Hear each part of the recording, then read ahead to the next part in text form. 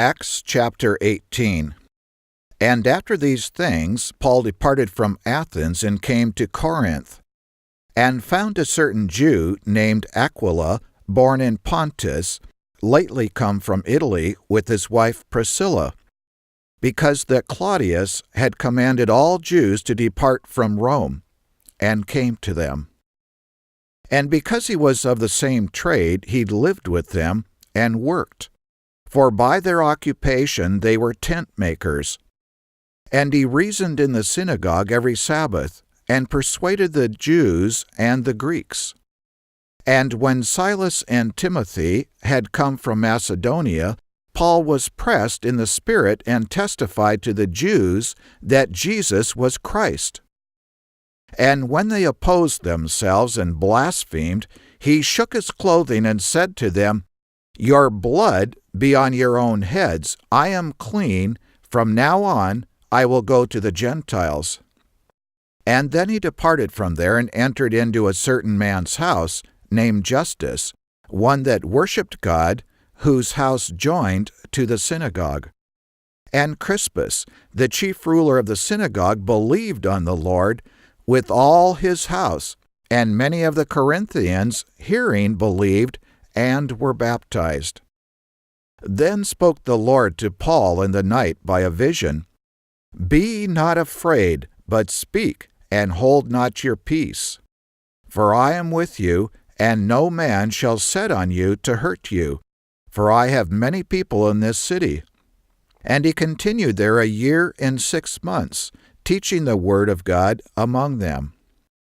And when Gallio was the deputy of Achaia, the Jews made insurrection with one accord against Paul, and brought him to the judgment seat, saying, "This fellow persuades men to worship God contrary to the law." And when Paul was now about to open his mouth, Gallio said to the Jews, "If it were a matter of wrong or wicked lewdness, O you Jews, reason, would that I should bear with you. But if it is a question of words and names, and of your law, you look to it, for I will be no judge of such matters." And he drove them from the judgment seat. Then all the Greeks took Sosthenes, the chief ruler of the synagogue, and beat him before the judgment seat. And Gallio cared for none of those things. And Paul after this stayed there yet a good while, and then took his leave of the brothers, and sailed from there into Syria, and with him Priscilla and Aquila, having shaved his head in Cenchrea, for he had a vow. And he came to Ephesus and left them there, but he himself entered into the synagogue and reasoned with the Jews. When they desired him to tarry longer time with them, he consented not, but bade them farewell, saying, "I must by all means keep this feast that comes in Jerusalem, but I will return again to you, if God wills."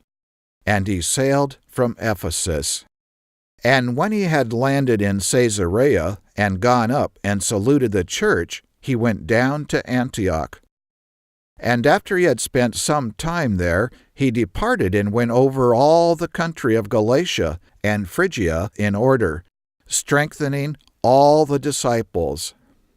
And a certain Jew named Apollos, born in Alexandria, an eloquent man and mighty in the Scriptures, came to Ephesus.